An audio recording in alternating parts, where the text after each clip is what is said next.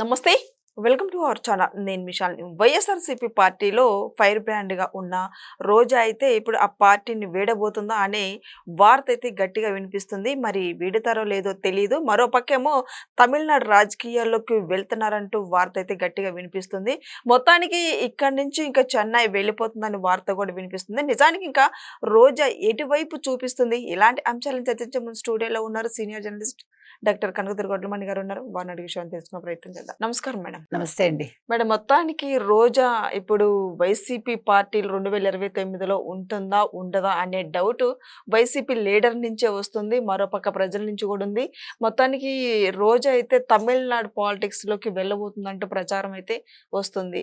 అసలు ఏం జరుగుతుంది? నగిరిలో అయితే నెక్స్ట్ 2029లో టికెట్ ఆమెకైతే దక్కదు అన్న వార్త కూడా వినిపిస్తుంది. వైసీపీ నుంచి వినిపిస్తుంది. ఏమంటారు మేడం మొత్తానికి? ఇప్పుడు అసలు నగరిలో ఆవిడ ఉందా లేదా అనే ప్రశ్న మీకు అవసరం లేదు. ఆల్రెడీ ప్రజలు తరివేశారు. తరివేశాక ఆవిడ ఓడిపోయాక 3 నెలలు తమిళనాడుకి వెళ్ళిపోయారు. వెళ్ళి అక్కడ ట్రయల్స్ యేసుకున్నారు. అప్పుడు ఏ పార్టీ తోటి కుదరలేదు. మళ్ళా గోడకు కొట్టిన బంతిలా వచ్చింది. వచ్చి జగనన్న అంది. సరే రామ్మా రోజా అన్నాడాయన. వచ్చింది. ఏదో మధ్య మధ్యలో ప్రెస్ మీట్లు పెడుతుంది, అరుస్తుంది, వెళ్ళిపోతుంది. మొన్న కూడా షర్మిలని తిట్టింది, వెళ్ళిపోయింది. అసలు నీకేం హక్కు ఉందని అడిగింది ఏమిటో షర్మిలని. ఆవిడ చెల్లి కాదా అంటే నువ్వేమైనా సొంత చెల్లివా? ఇప్పుడు దాని మీద చాలా నెగిటివ్ కామెంట్స్ వచ్చాయి, ఫన్నీగా కూడా వచ్చాయి. మనకు అనవసరం అనుకోండి, కానీ అసహ్యంగా ఉంది ఈవిడ మాట్లాడటం. షర్మిలని అడిగే హక్కు, ధైర్యం నీకు ఎవరిచ్చారు కదా? షర్మిల జగన్ ఇవాళ తిట్టుకున్నారండి. రేపొద్దున ఆయన లోటస్ పాండ్కి వెళ్తున్నాడు. వెళ్తే ఏమైనా చెల్లితో మాట్లాడతాడేమో అవసరానికి కదా, ఎవడికి తెలుసు? అప్పుడు నువ్వు రోడ్డు మీద ఉంటావు కదా. సరే ఇది పక్కకు పెడితే రోజా ఏం చేసిందంటే ఇప్పుడు జీలో ఒక షో ఏమైనా చేస్తున్నట్టుంది ఈవిడ కదా. అవును. సో మొత్తానికి ఈవిడ డిఎంకే తరఫున డిఎంకే అభ్యర్థికి ప్రచారం చేసింది. ఇక్కడ ఒక మంచి వింతైన సంఘటన చెప్పనా మీకు. ఈవిడ ప్రచారం చేసి వచ్చిన 2 రోజులకో 3 రోజులకో ఆయన ప్రచారానికి వెళ్తూ ఉంటే కరెంటు వైర్లు తగిలి పడిపోయాట. ప్రస్తుతానికైతే ప్రాణాపాయం లేదు. అందరూ దాన్ని చెప్పుకుంటున్నారు. నేను నెగిటివ్ ఏం మాట్లాడను, అది మీకు వదిలేస్తున్నా అంతే. అంటే ఆవిడ ఇంపాక్ట్ చెప్తున్నా. సరే మొత్తానికి ఇప్పుడు 2 సందేహాలు. ఒకటి, ఈయన ఇండియా కూటమికి ఏ రోజు మద్దతు తెలపల. ఇప్పుడు కూడా ఇవాళ బిల్స్ పెడుతున్నారు. ఏది నియోజకవర్గాల పునర్విభజన బిల్లు కావచ్చు, లేదు మహిళా రిజర్వేషన్ బిల్లు కావచ్చు, మొత్తం 3 బిల్లులు పెడుతున్నారు. ఇప్పుడు సౌత్లో మొత్తం అంటే తెలంగాణ, తమిళనాడు, కేరళ, కర్ణాటక 4 స్టేట్స్ ఈ బిల్లుకి వ్యతిరేకంగా ఉన్నాయి. కానీ జగన్మోహన్ రెడ్డి మాత్రం నాకు మద్దతు తెలుపుతాను అంటలేదు, తెలపను అంటలేదు. ఏ స్టాండు లేదు. మళ్ళీ ఈయన రాజకీయ నాయకుడు, మళ్ళీ ముఖ్యమంత్రిగా పనిచేశాడు, మళ్ళీ ఒక పార్టీ అధ్యక్షుడు, పులివెందుల ఎమ్మెల్యే. అంటే ఒక గోపిలాగా ఉంటాడు. తెలుసు కదా గోపి అంటే. మరి ఇంకేంటి, అసలు జగన్మోహన్ రెడ్డి రాజకీయ నాయకుడు ఏంటి? ఇటువంటి పార్టీలో రోజా గారే ఉంటుందా?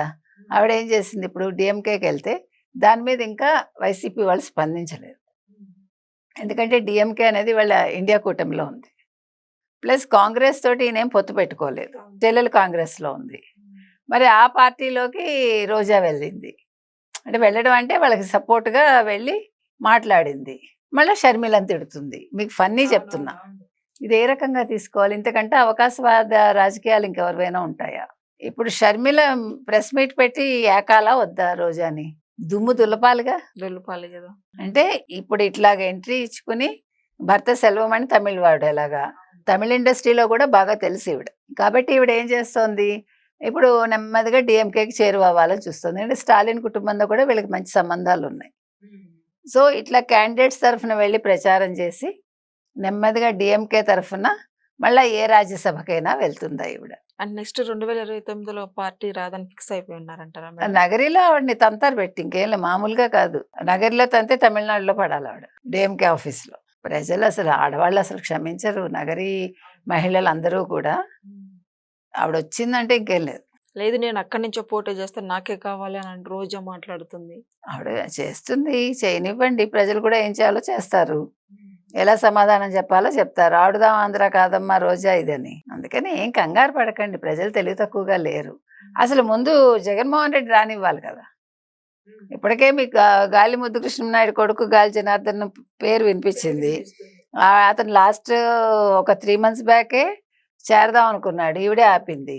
ఇప్పుడు ఎలాగా ఆయన చేర్చుకుంటారు నగర్లో, అప్పుడు ఏం చేస్తుంది? చెక్క భజన చేయాలి కూర్చొని.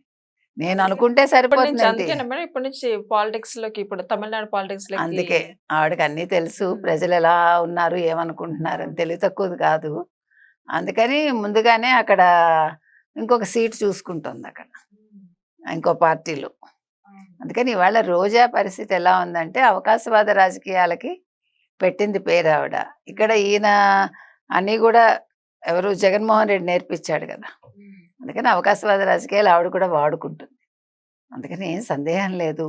అంటే రోజా ఒకవేళ నగర్లో నిల్చున్నా గెలిచే ప్రసక్తి లేదు. ప్రజలైతే రానివ్వరు, మహిళలైతే ముందు అసలు ఓట్లు వేయరు. కాబట్టి మరి జగన్మోహన్ రెడ్డి తిడతాడా, పిలిచి క్లాస్ పీకుతాడా, ఏం చేస్తాడు అనేది వేచి చూడాలి. మన రోజా మరి నెక్స్ట్ చెన్నైకి షిఫ్ట్ అవుతుందన్న వార్త కూడా వస్తుంది. ఆవిడకి ఆల్రెడీ అక్కడ ఇల్లు ఉందేమో, షిఫ్ట్ అయినా అవుతుంది. ఆవిడకి ఏం కొత్త కాదు కదా. ఇప్పుడు తాడేపల్లిలో ఉండలేదు. ఇప్పుడు ఓ పక్క అన్నగారేమో హైదరాబాద్ షిఫ్ట్ అవుతున్నారు. మళ్ళీ ఇక్కడ ఉంటే ఇద్దరు కొట్టుకోవాలి. అన్నగారు మళ్ళా తిట్టాడు అనుకోండి. అందుకని ముందు తెలివిగా ముందే మరి మద్రాసు చెక్కేస్తుందేమో తెలియదు మనకి. అందుకని ఎవరి సామాన్లు వాళ్ళు సర్దుకుంటున్నారు. అది. Thank you. Thank you.